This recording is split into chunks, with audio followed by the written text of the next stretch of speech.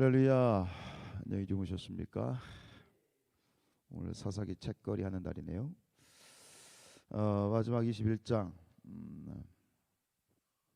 10 우리가 이제 19장부터 21장까지 17, 18장 17장부터 시작된 이 사사기의 결론 부분 17, 18장은 사사 시대의 그 종교적인 타락, 그리고 19장부터 오늘 마지막 21장까지는 이제 도덕적인 타락에 대한 두 가지 에피소드를 계속 보고 있는데요. 오늘 이제 그 마지막 이야기, 사사기의 마지막 결론. 사사기는 이렇게 끝나죠. 그때에 이스라엘이 왕이 없으므로 사람이 각기 자기의 소견에 옳은 대로 행하였더라. 이것이 사사기를 관통하고 있는 그런 죄, 도덕적인 죄든 종교적인 죄든 신앙의 모든 그들의 타락과 죄의 어떤 핵심, 관통하고 있는 그러한 핵심 메시지이지요. 이제 그 레위 사람의 한 레위 사람의 첩의 사건, 그 첩으로 인한 발생된 엽기적인 그러한 토막 그 유기한 사건, 그로 인한 내전이 발생하고 결국은 그 레위인의 첩을 이제 유린한 그러한 이 레위 베냐민 지파 전체는 아니지만 어쨌든간 그로 말미암아 이 베냐민 지파가 이제 멸절당하게 되는 위기가 처했습니다. 이 그 전쟁에 참여한 사람들 중에 이제 26,700명이 참여를 했잖아요.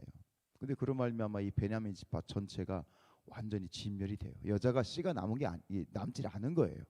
여자들이 남지 않게 되고, 그리고 그 전쟁에 참여하였던 이 이스라엘 총회가 뭘 결정하냐면 우리 이스라엘에 있는 여자를 그 베냐민 지파에 절대로 아내로 주지 않는다.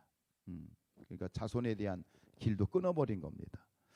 결국 남아 있는 사람은 600명, 용사들 600명이 남고 이스라엘 총회는 그들에게 아내로 주지 않겠다고 결정했기 때문에 이것은 결국 뭐냐면 이 땅에서 베냐민 지파, 이스라엘 전체에서 베냐민 지파는 이제 더 이상 없다, 그 대를 끊어 버리겠다라고 하는 어떤 굉장히 참혹한 그러한 이 결론이거든요. 그러나 결국 그렇잖아요. 우리가 어떤 일을 하든 결국 하나님의 뜻 가운데 이루어지지 않은 일은 결국 남는 건 뭐예요? 후회만 남는 거예요. 지금 이들이 승리했어요. 이스라엘 총회가 마침내 2차 전투에서는 실패했지만 3차 전투에서는 승리했잖아요. 그래서 베냐민 지파를 진멸했잖아요.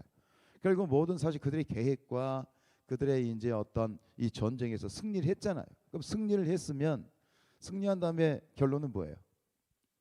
슬퍼야 돼요? 기뻐해야 돼요? 기뻐해야 되죠, 그죠?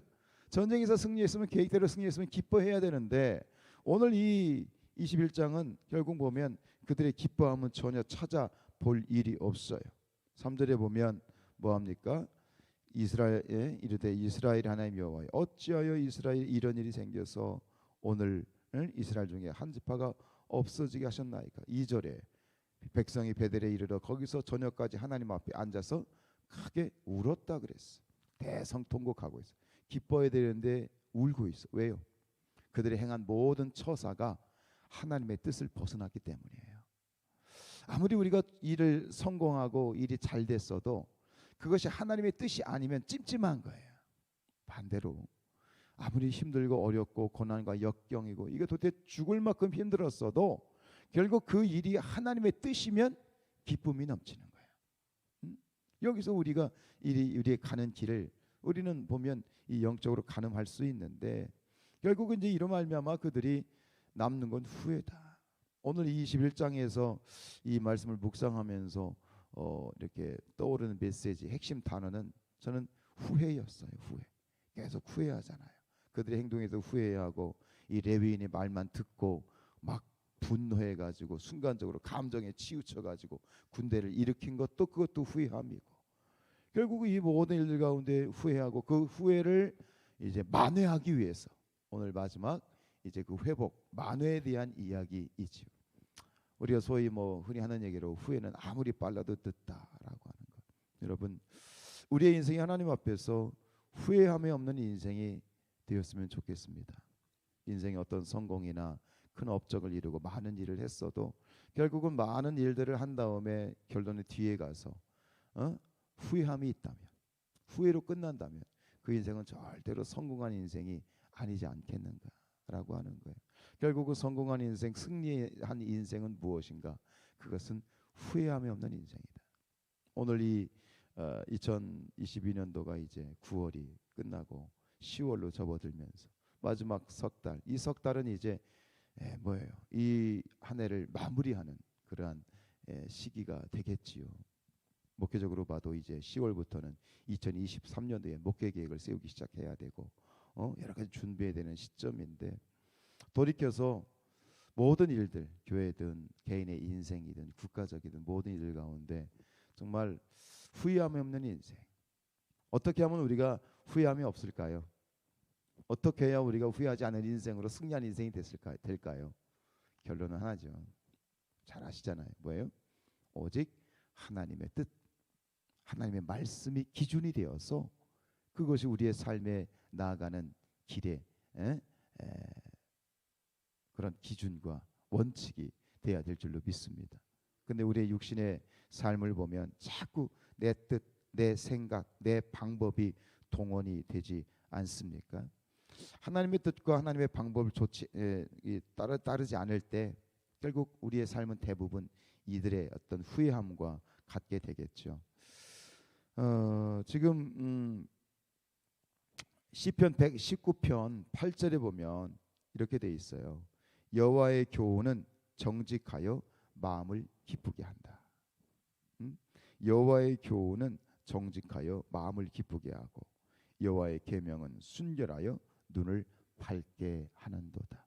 어제 말씀드린 것처럼 이 이스라엘의 왕이 없다라고 하는 것은 이 인간적인 앞으로 이제 세워질 이 다윗 왕에 대한 정당성을 이제 미리 이야기하는 부분도 있지만, 여기서 말하는 인간적인 어떤 제도적인 왕이 아니라고 분명히 말씀을 드렸습니다. 왕이 없다는 건 뭐예요? 기준이 없다는 거예요. 원칙이 없다는 거예요. 사실은 기준과 원칙이 없는 게 아니죠. 하나님의 말씀이 있었지요. 근데 하나님 말씀의 원칙과 기준이 있었음에도 불구하고 그 원칙과 기준을 따르지 않고 자기 뜻대로 행했던 게 문제인 거죠. 여러분, 인간적인 왕은 없었지만 분명히 이들에게는 왕이 있었어요. 만왕의 왕이신 하나님, 여호와 하나님이 왕이셨죠. 하나님의 말씀이 있었죠. 하나님의 말씀의 기준과 율법이 있었죠. 근데 그 율법과 율례와 하나님의 말씀을 기준과 원칙으로 세우지 않고 자기 멋대로 내가 복음식으로 살았던 것이 사사기 암흑의 문제였던 것이죠. 오늘도 마찬가지입니다. 여러분, 우리의 인생이 마지막에 후회함이 없이 기쁨으로 끝날 수 있는 방법은 오직 하나밖에 없습니다. 언제나 말씀대로 사는 것. 주의 말씀이 그렇다면 그런 줄 알고, 말씀이 아니라면 아닌 줄 알고, 단순한 것이죠. 복잡하게 생각하지 마시고 말씀 가운데 우리의 삶이 조금 더 단순해졌으면 좋겠습니다. 철저히 말씀, 주의 말씀은 내 발의 등이고 내 길의 빛이다. 다시 한번 우리의 삶을 이 한 해를 이제 유종의 매를 거두는 그런 시점에 서서, 그리고 사사기를 맞추면서 다시 한번 우리 마음속에 깊이 새길 것은 오직 말씀, 오직 하나님의 말씀과 그 율례와 그 법도에 따라서 우리의 삶을 조금 더 단순하게 만들고 다른 것들 다 곁까지 가지치게 하고, 오늘의 말씀이 내 삶의 줄거리가 되고 하나님의 말씀이 내 기준이 되고 하나님의 말씀이 내 원칙이 되어서 그것으로 우리가 주의 뜻을 따르는 마지막까지, 우리 인생 마지막 그 순간까지 이것이 우리의 삶의 기준이 되고 표준이 될 수 있는 그런 저와 여러분의 삶이 되었으면 좋겠습니다. 이 하루도 승리하시길 축복합니다.